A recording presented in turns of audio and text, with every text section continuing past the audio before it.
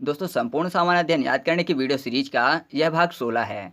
इस सीरीज के अन्य भाग देखने के लिए इसी वीडियो के नीचे डिस्क्रिप्शन में प्लेलिस्ट का लिंक दिया हुआ है, जिस पर विजिट करके आप उन्हें आसानी से देख सकते हैं। इस चैनल के अन्य ट्रिक की तरह आज भी आपको कुछ भी रटने या याद करने की ज़रूरत नहीं है। बस आपको ध्यान से पूरा वीडियो शुरू से लेकर अंत तक देखना है और यह स्वतः ही आपको याद हो जाएगा। कंफर्म करने के लिए इस वीडियो के अंत में मैं आपसे कुछ प्रश्न पूछूंगा, जिसमें आप पाएंगे कि आपको सब वास्तव में चमत्कारिक रूप से याद हो चुका है। तो देरी ना करते हुए चलिए शुरू करते हैं। तो इस वीडियो में हम मौर्य साम्राज्य से संबंधित प्रश्नों को देखेंगे। तो सबसे पहला क्वेश्चन है कि मौर्य वंश की स्थापना किसने की? तो चंद्रगुप्त मौर्य ने। इतिहास में किसी भी शासक के नाम के साथ मौर्य लिखा हुआ नहीं मिलता सिवाय चंद्रगुप्त मौर्य के। यहाँ तक कि मौर्य वंश के सभी शासक जो हैं उनमें भी सिर्फ चंद्रगुप्त मौर्य के साथ ही मौर्य शब्द जुड़ा हुआ है, बाकी किसी भी नाम के साथ मौर्य शब्द नहीं जुड़ा है। तो जब भी आपसे यह प्रश्न पूछा जाएगा कि मौर्य वंश की स्थापना किसने की है, तो ना चाहते हुए भी आपको स्वतः ही चंद्रगुप्त मौर्य ही याद आएंगे। ठीक है, तो इसके लिए कोई भी ट्रिक आपको अलग से बताने की ज़रूरत नहीं है। तो मौर्य वंश की स्थापना किसने की है? चंद्रगुप्त मौर्य ने। ठीक है, अगला पॉइंट है कि चंद्रगुप्त मौर्य का जन्म कब हुआ था? तो 345 ईसा पूर्व। याद करना आसान है क्योंकि चंद्रगुप्त मौर्य में 3 वर्ड लिखे हुए हैं। एक चंद्र, चंद्र का मतलब होता है चंद्रमा, गुप्त रूप से मतलब सीक्रेट रूप से, और मौर्य को याद करने के लिए कर लेते हैं मोड़, मौर्य मोड़। तो आपको पता है कि चंद्र में अर्थात चंद्रमा में गुप्त रूप से प्रतिदिन थोड़ा थोड़ा सा मोड़ पैदा होता है ना। आपने देखा होगा कि जो चंद्रमा का आकार है वह धीरे धीरे कम होता जाता है। तो ऐसा कह सकते हैं कि चंद्रमा में गुप्त रूप से क्या होता है, थोड़ा थोड़ा मोड़ पैदा होता है। तो दिन के बाद जब हम देखते हैं, मतलब कुछ दिनों के बाद जब हम देखते हैं, तो टीन के पतीले के समान उसका जो आकार है वह दिखने लगता है, यानी एक ओर से वह धंसता चला जाता है। तो टीन के रंग का यानी सिल्वर के कलर का चमकता हुआ पतीला जैसा दिखता है। तो हमें याद आ जाएगा कि चंद्रमा में गुप्त रूप से मोड़ पैदा होता है, तो टीन के पतीले के जैसे वह दिखता है। तो टीन से 3 और पतीले से 45। तो आप ऐसे याद कर सकते हैं कि चंद्रगुप्त मौर्य का जन्म कब हुआ था? 345 ईसा पूर्व। यहाँ पर आपको ईसा पूर्व याद रखना है खुद से, ठीक है, क्योंकि यहाँ पर ईसवी नहीं है। बस आपको इतनी चीज़ याद रखनी है। ये घटना कब की है? ईसा पूर्व की। तो आप इसको ऐसे याद रखिएगा कि चंद्रगुप्त मौर्य का जन्म कब हुआ था? 345 ईसा पूर्व। अगला पॉइंट है कि चंद्रगुप्त मौर्य को सेंड्रोकॉट्स किसने कहा है? तो जस्टिन ने। याद करना है। तो मौर्य में सब छिपा हुआ है मौर, मौर्य, मौर। मैं आपको बता दूं कि मौर क्या होता है, जो कि विवाह के समय दूल्हा अपने सर पर जो ताज धारण करता है उसको मौर बोलते हैं। ठीक है, और कहीं कहीं इसको सेहरा भी बोलते हैं। तो याद करना आसान हो जाएगा अगर आप ध्यान से देखें। सेंड्रोकॉट्स में सब छिपा हुआ है कोर्ट, कोर्ट मतलब अदालत की बात हो रही है, और जस्टिन में सब छिपा हुआ है जस्टिस मतलब जज की बात हो रही है। तो अगर मैं आपसे पूछूं कि पहले के टाइम पे कोर्ट में ऐसा कौन सा बंदा होगा जो कि मौर धारण कर सकता है, या फिर ऐसा कहें कि जो कि मुकुट धारण करके बैठ सकता है, तो आप बोलेंगे जज। क्यों? क्योंकि कोर्ट में वो प्रमुख होता है, तो वही ऐसा बंदा है जो कि मुकुट धारण करके बैठ सकता है। तो आप ऐसे याद कर सकते हैं कि चंद्रगुप्त मौर्य को सेंड्रोकॉट्स किसने कहा है? जस्टिन ने। अगला पॉइंट है कि सर्वप्रथम सेंड्रोकॉट्स की पहचान चंद्रगुप्त मौर्य के रूप में 1793 ईस्वी में किसने की थी? तो सर विलियम जोन्स ने।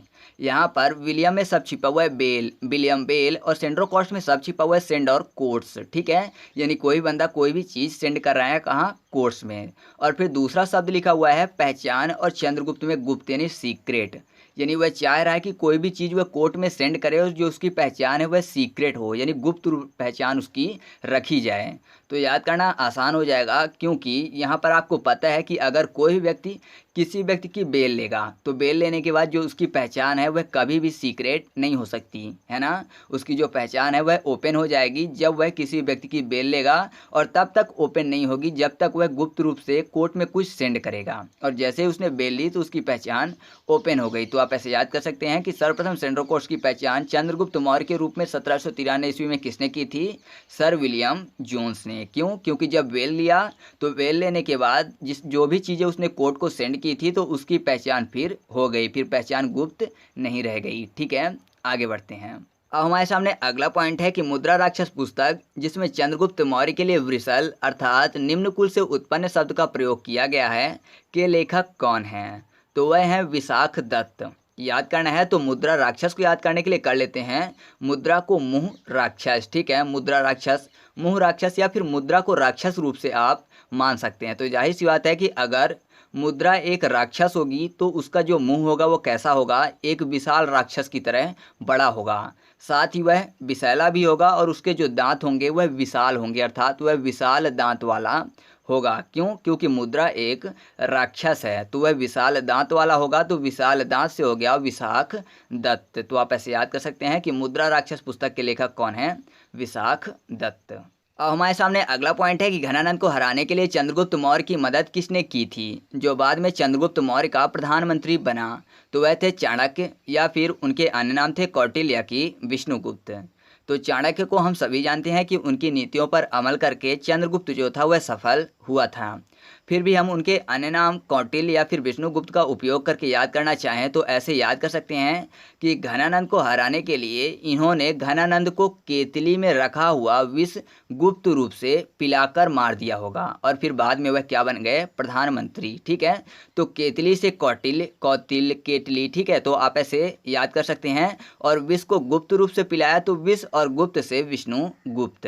तो आप ऐसे याद रखिएगा कि घनानंद को हराने में चंद्रगुप्त मौर्य की मदद किसने की थी, जो कि बाद में चंद्रगुप्त मौर्य के प्रधानमंत्री बने? वह थे चाणक्य, जिनके अन्य नाम कौटिल्य या फिर विष्णुगुप्त हैं। ठीक है, अब अगला पॉइंट है कि चाणक्य या कौटिल्य या फिर विष्णुगुप्त द्वारा लिखित पुस्तक कौन सी है जिसका संबंध राजनीति से है? तो वह पुस्तक है अर्थशास्त्र। तो याद करने के लिए हम ऐसा मान लेते हैं कि चाणक्य ने पुस्तक लिखी थी और वह राजनीति से संबंधित थी, तो अवश्य ही उसमें यह बताया होगा कि राजनीति में जो काम नहीं होने वाला है वह भी अर्थ यानी धन, या फिर ऐसा कह सकते हैं कि पैसे खिलाकर करवाया जा सकता है। इस तरह वह पुस्तक अर्थशास्त्र ही होगी, क्योंकि अर्थ का मतलब क्या होता है? धन होता है। ठीक है, जिसमें यह बताया गया कि कब, कहाँ और कैसे घूस खिलाकर राजनीति करके खुद राजा बना जाता है। तो आप ऐसे याद कर सकते हैं कि चाणक्य या फिर कौटिल्य या फिर विष्णुगुप्त द्वारा लिखित पुस्तक कौन सी है जिसका संबंध राजनीति से है? वह पुस्तक है अर्थशास्त्र, क्योंकि उन्होंने लिखा था कि जो काम राजनीति से ना हो उसमें फिर घूस खिलाकर काम किया जाता है। तो आगे बढ़ते हैं। अब अगला पॉइंट है कि चंद्रगुप्त मगध की राजगद्दी पर कब बैठा था? तो वह बैठा था 322 ईसा पूर्व में। याद करना है तो चंद्रगुप्त को कर लेते हैं चंद्र गुम, अर्थात जो चांद है वह गुम हो गया, गायब हो गया। तो लोग पूछ रहे हैं कि चांद जो है वह अपनी राजगद्दी से गायब हो गया है, तो उसकी जगह कौन बैठेगा? तो बहुत सारे लोग ये बोल रहे हैं कि चांद की जगह कोई बैटरी रख दो। ठीक है, यानी जो बैटरी है उसको रख दो, तो बैटरी से क्या होगा? वहाँ पे बल्ब जलेंगे, तो जिससे चांद की तरह ना सही लेकिन थोड़ा बहुत उजाला हो जाएगा, और वह चांद के आने तक राजगद्दी को संभाल के रखेगा। तो बैटरी से 32 और 2, क्योंकि मैंने बोला कि बैटरी रख दो, तो 2, 32 और 2 अर्थात 322। तो आप ऐसे याद कर सकते हैं कि चंद्रगुप्त मगध की राजगद्दी पर कब बैठा था? 322 ईसा पूर्व में। अब अगला पॉइंट हमारे सामने है कि चंद्रगुप्त मौर्य किस धर्म का अनुयायी था? तो वह था जैन धर्म का। याद करना है तो चंद्रगुप्त मौर्य में एक सब छिपा हुआ है चांद। ठीक है, और अनुयायी में सब छिपा हुआ है अनु, जो कि किसी लड़की का नाम है। तो याद करने के लिए हम ऐसा मान लेते हैं कि चांद जैसा अगर कोई अनु दिखेगी, ठीक है, मतलब चांद की तरह ही कोई अनु नाम की लड़की है वह दिखेगी, तो जाहिर सी बात है कोई भी होगा उसके लिए जान भी दे देगा। क्यों? क्योंकि चांद की तरह दिखना मतलब बहुत ही अच्छा दिखना, तो अनु दिखेगी तो कोई भी है उसके लिए जान दे देगा। तो जान से जैन धर्म, और अनु से अनुयायी, और चांद से चंद्रगुप्त मौर्य। तो आप ऐसे याद कर सकते हैं कि चंद्रगुप्त मौर्य किस धर्म का अनुयायी था? जैन धर्म का। अब अगला पॉइंट है कि चंद्रगुप्त ने अपना अंतिम समय कहाँ बिताया? तो कर्नाटक के श्रवणबेद गोला में। तो चंद्रगुप्त में सब छिपा हुआ है चंदा, और गुप्त को कर लेते हैं गुप्ता। साथ ही अंतिम में सब छिपा हुआ है आंटी। तो आजकल कोई चंदा मांगने गुप्ता जी के यहाँ जाए या फिर कोई जाता है तो आंटी क्या करती हैं? आंटी मतलब अंतिम की बात हो रही है, तो आंटी क्या करती हैं? श्रवण करके, और श्रवण का मतलब होता है सुनना, अर्थात सुन के वह क्या करती हैं कि गोल मटोल जवाब देने लगती है, यानी कोई ना कोई बहाना बनाने लगती हैं। तो श्रवण करके उन्होंने गोल मटोल बना के बहाना मारा। तो श्रवण और गोल से श्रवण वेद गोला, और क्या किया था? कोई बंदा चंदा लेने गया था गुप्ता जी के यहाँ, तो आंटी ने बहाना किया। तो चंदा से और गुप्ता से चंद्रगुप्त, और आंटी से अंतिम। तो आप ऐसे याद कर सकते हैं कि चंद्रगुप्त ने अपना अंतिम समय कहाँ बिताया था? कर्नाटक के श्रवण वेद गोला में। अब अगला पॉइंट है कि सेल्यूकस निकेटर ने अपनी पुत्री कार्नेलिया का विवाह चंद्रगुप्त मौर्य के साथ करने के पश्चात युद्ध की संधि शर्तों के अनुसार कौन से 4 प्रांत चंद्रगुप्त मौर्य को दिए थे? तो वह 4 प्रांत थे काबुल, कंधार, हेरात एवं मकरान। तो याद करना है तो यहाँ पर एक शब्द लिखा हुआ है क्या? सेलुकस। सेलुकस में सब छिपा हुआ है साला, निकेटर में सब छिपा हुआ नाक कटा, ठीक है, निकेटर नाक कटा, और कार्नेलिया में सब छिपा हुआ है कार नहीं लिया। तो इन्हीं से हम लोग इस चीज़ को याद करेंगे। तो आप थोड़ा सा ध्यान से सुनिएगा। तो यहाँ पर ऐसा लग रहा है जैसे कि कोई बुराई करते हुए कह रहा है कि साले ने बेटी की शादी में नाक कटा दिया, ठीक है, नाक कटाने से निकेटर और साले से सेलुकस। और क्या किया कि जब दूल्हे ने कार नहीं लिया फॉर कार्नेलिया, तो 4 प्रांत देने की बात कह दी। और वह अब क्या कर रहा है कि पूरा ना देकर काहे कम दे रहा है, जबकि जवान दी थी कि पूरा ही देगा। तो काहे कम शब्द यहाँ पर आपको याद रखना है, जो कि यहाँ पर कीवर्ड है।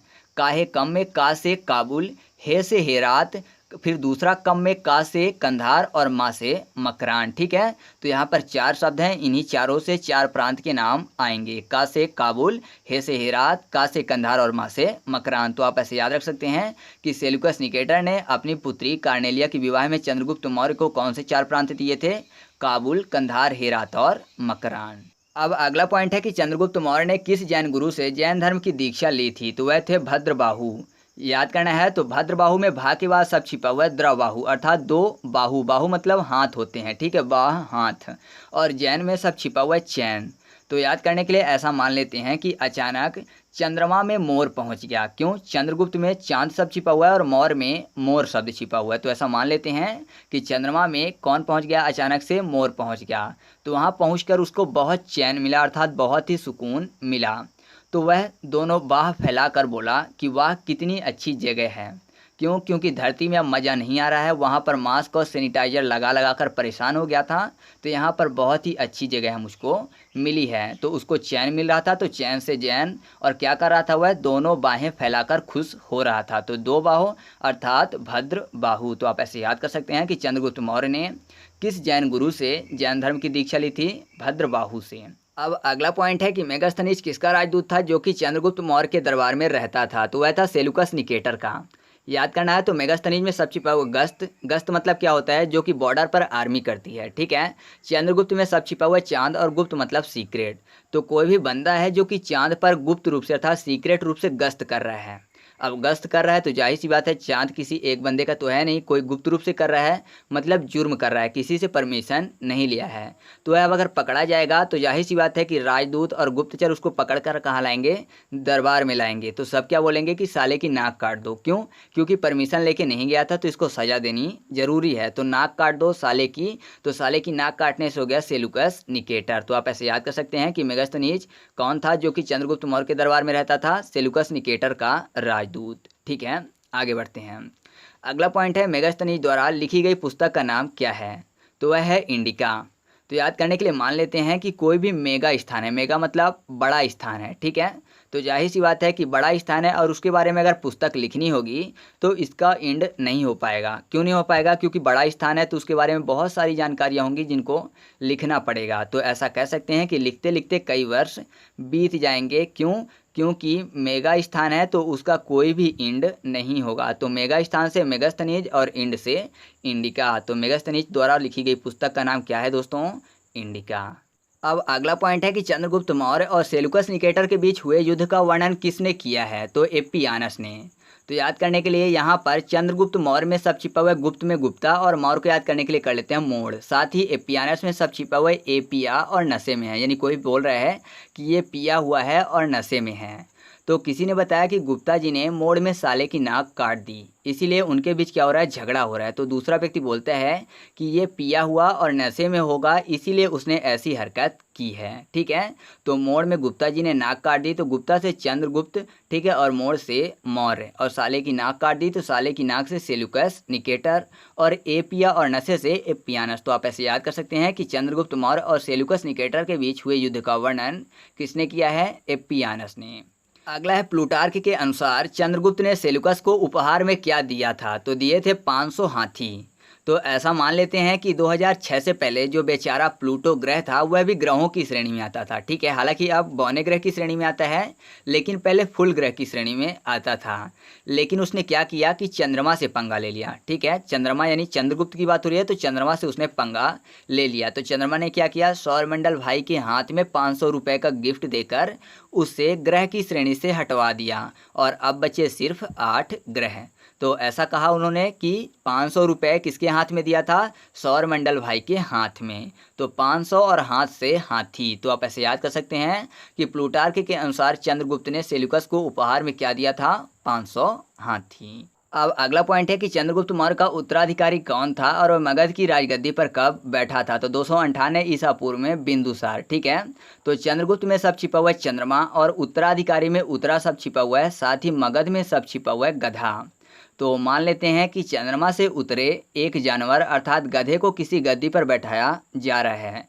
तो क्या करना पड़ेगा, निश्चित रूप से उसे दोनों हाथ से पकड़कर बैठना पड़ेगा। ठीक है, तो दोनों हाथ में सब छिपा हुआ 2, 9 से 9, ठीक है, और हाथ से 8, 2, 9, 8 अर्थात 298 ईसा पूर्व। तो दोनों हाथ से पकड़कर बैठना पड़ेगा और उसके माथे में बिंदी यानी टीका लगाना पड़ेगा। क्यों, क्योंकि उसका राज तिलक हो रहा है और वह चांद से उतरा है, इसलिए वह विशेष है और उसको गद्दी पर बैठाया जा रहा है। तो आप ऐसे याद कर सकते हैं कि चंद्रगुप्त मौर्य का उत्तराधिकारी कौन था और मगध की राजगद्दी पर कब बैठा था। तो वह था बिंदुसार और बैठा था 298 ईस्वी में मगध की गद्दी पर। ठीक है, अब अगला पॉइंट है कि चंद्रगुप्त मौर्य की मृत्यु उपवास से हुई थी। यह कब और कहाँ हुई थी। तो यह 298 ईसा पूर्व में श्रवणबेलगोला में हुई थी। तो जब पिछली ट्रिक में हम लोगों ने याद किया था कि चंद्रगुप्त मौर्य का जो उत्तराधिकारी बिंदुसार था वह 298 ईसा पूर्व में गद्दी पर बैठा था। तो इससे हमको खुद ही पता चल जाता है कि 298 ईसा पूर्व में चंद्रगुप्त मौर्य की मृत्यु हो गई होगी, जिस कारण से उसकी राजगद्दी पर दूसरा अर्थात उसका उत्तराधिकारी बैठा। या फिर ऐसा कह सकते हैं कि जब चंद्रगुप्त मौर्य की मृत्यु हुई होगी तो जाहिर सी बात है कि दोनों हाथों से गोल गोल फूलों की बनी हुई माला पहनाई गई होगी। तो गोल से श्रवणबेलगोला और दोनों हाथ से 2, 9, 8। तो आप ऐसे याद कर सकते हैं कि चंद्रगुप्त मौर्य की मृत्यु उपवास से हुई थी। यह कब और कहाँ हुई थी, 298 ईसा पूर्व में श्रवणबेलगोला में। अगला पॉइंट है कि अमित्रघात यानी शत्रु विनाशक के नाम से कौन शासक जाना जाता है। तो वह है बिंदुसार। तो अमित्रघात में यहाँ पर अमित्र शब्द छिपा हुआ है। अमित्र मतलब जो कि मित्र नहीं है, अर्थात शत्रु, और विनाशक यानी नाश करने वाला है। तो शत्रु विनाशक मतलब जो कि शत्रुओं को मार मार कर उसका बैंड कर दे सर, वही क्या कहलाएगा, बिंदुसार। क्यों, क्योंकि बैंड सर में सब छिपा हुआ है बिंदुसार। तो आप ऐसे याद कर सकते हैं कि अमित्रघात या फिर शत्रु विनाशक के नाम से कौन शासक जाना जाता है, बिंदुसार। ठीक है, अब इस वीडियो का लास्ट पॉइंट है कि चंद्रगुप्त ने सेल्यूकस निकेटर को कब हराया था। तो हराया था 305 ईसा पूर्व में। तो इसके लिए मेरे पास कोई भी ट्रिक नहीं है, इसकी ट्रिक आपको कमेंट करके बताना है। ठीक है, एक ट्रिक आप बनाया करिए, बाकी ट्रिक मैं आपको बता दूंगा। तो इस तरह से अपनी ट्रिक कंप्लीट हुई। अब हम लोग MCQ टेस्ट की तरफ चलते हैं। तो पहला क्वेश्चन आपके सामने है कि चंद्रगुप्त मौर्य की मृत्यु कब हुई थी। अगला क्वेश्चन नंबर 2, चंद्रगुप्त मौर्य का उत्तराधिकारी कौन था। तो इन सभी क्वेश्चन के आंसर आपको कमेंट करके बताने हैं। तो दोस्तों इस तरह से अपना वीडियो कंप्लीट हुआ। अगर आपको इसकी PDF चाहिए तो आप टेलीग्राम ग्रुप को ज्वाइन जरूर कर लीजिएगा, वहां से आपको इसकी PDF भी मिल जाएगी। तो अगर आपको वीडियो अच्छा लग रहा हो तो वीडियो को लाइक कर दीजिए, दोस्तों के साथ शेयर कर दीजिए, और चैनल पर पहली बार आए हैं तो चैनल को सब्सक्राइब करके बेल आइकन जरूर दबा लीजिए, जिससे कि आपको ऐसी वीडियो मिलती रहें। तो चलिए मिलते हैं अगले वीडियो में, तब तक के लिए जय हिंद।